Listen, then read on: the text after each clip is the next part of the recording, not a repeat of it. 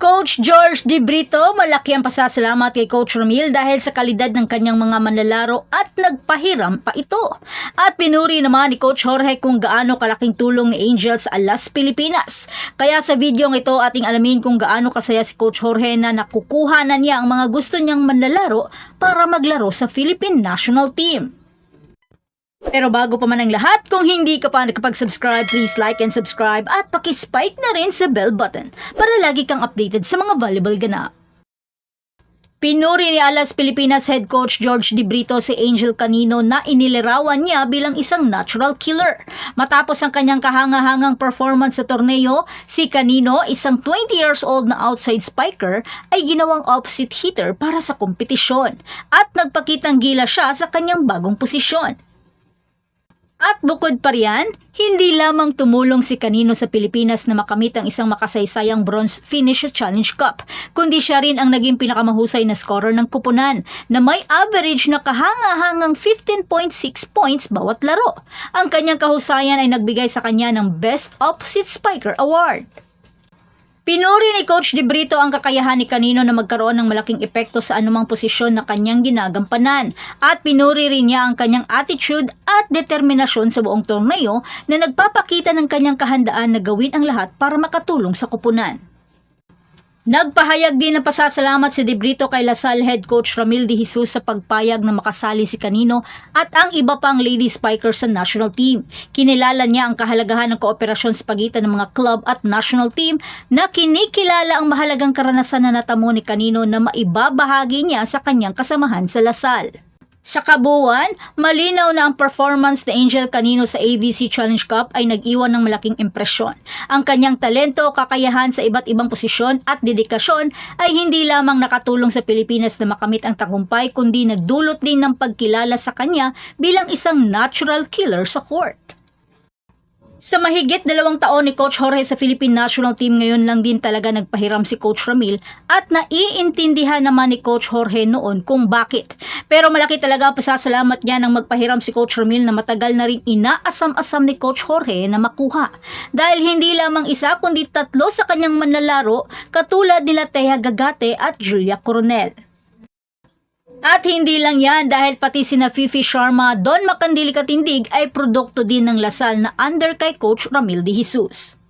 At yan na ang ating balita para sa araw na ito. Kung nagustuhan ninyo ang video na ito, huwag kalimutan mag-like at mag-subscribe sa ating channel para sa iba pang nakaka-excite na balita sa mundo ng volleyball sports.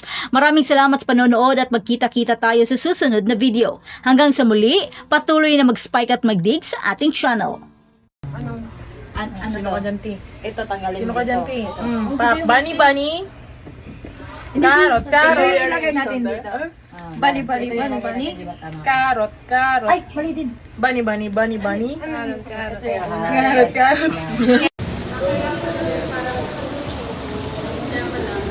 Good morning, be laban.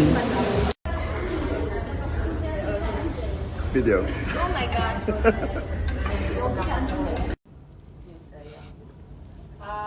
Malamang medals.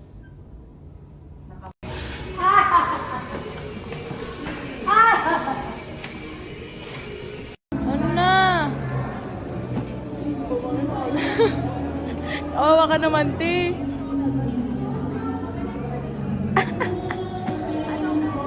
Look. Pa ako tinulungan, bibidyo-videoan mo pa ako. Bet, tignan mo ang dala ko. Sige daw. Joke lang, be. Ate si. Let's go, Ate si. Let's go. I love yourself. Ito, wala mamaya. Taguhin mo to. May jacket. Yeah. Angel!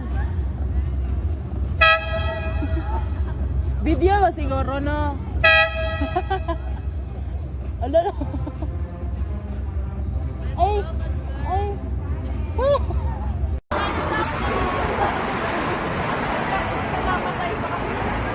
Solved.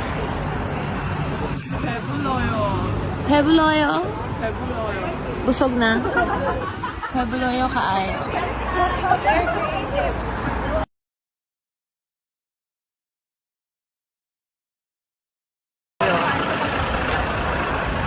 We're gonna eat. And the So, pegong pa. Hegupa. Hegupa kaayo. Ang lakas ng loob. Di, kinakabahan na ako. Bangkar. Nonchalant. Thank you, nonchalant. Nonchalant. Thank you.